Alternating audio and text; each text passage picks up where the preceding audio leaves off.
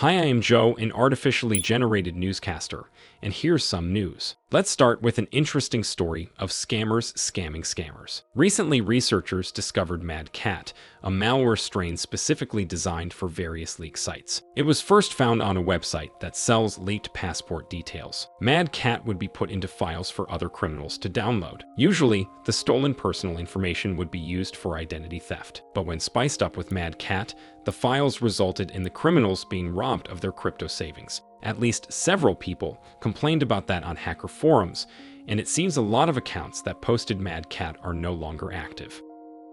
On to another story of scamming. Cybernews researchers recently did some searching and found nearly 6,000 gas pumps that are unprotected and can be easily exploited by cyber criminals. You may remember my recent story about people who were hacking into stations and stealing gas on an industrial scale. Not much has changed since then. Over 4,000 gas stations in the US are vulnerable to all kinds of attacks. Plenty of them are in the other countries too. According to our researchers, they can be used for all kinds of scams, and many of them probably are. They can also be relatively easily disabled in the event of a larger cyber attack.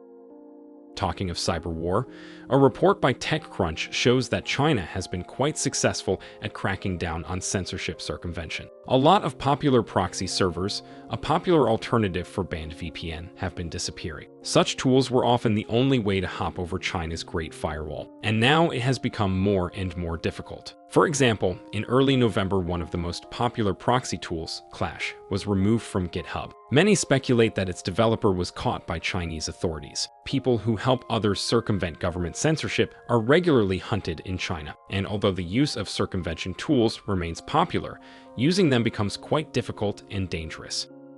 Back to cybercrime. Malwarebytes researchers discovered a new Infostealer that targets macOS users. Called ClearFake, it is a part of Atomic Stealer campaign. The most insidious part is that it spreads through fake browser updates. Threat actors are creating websites that mimic the official page of Chrome updates for Safari. If a user tries to download the update, their browser gets infected and their credentials get stolen. According to researchers, this is one of the largest stealer campaigns in recent years. So please, only update your software at the websites of trusted vendors.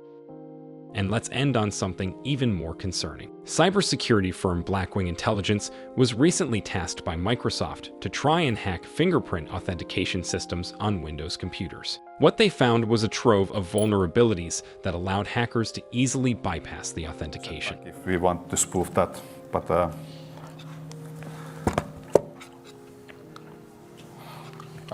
Another auth bypass. Yep. The full report is quite fascinating and puts into perspective the reliance on these systems. Thankfully, Microsoft is going to patch the holes and the problem is going to be solved. And that's it for today. I could be shot, I could be killed right now. My life could end. I was the first person in recent US history who was ever convicted for corrupting industrial control systems. There was never a case like mine before. Now, a North Texas security guard is accused of hacking into a hospital's computers and posting video of it on YouTube. It's Ghost Exodus. You're on a mission with me. Infiltration.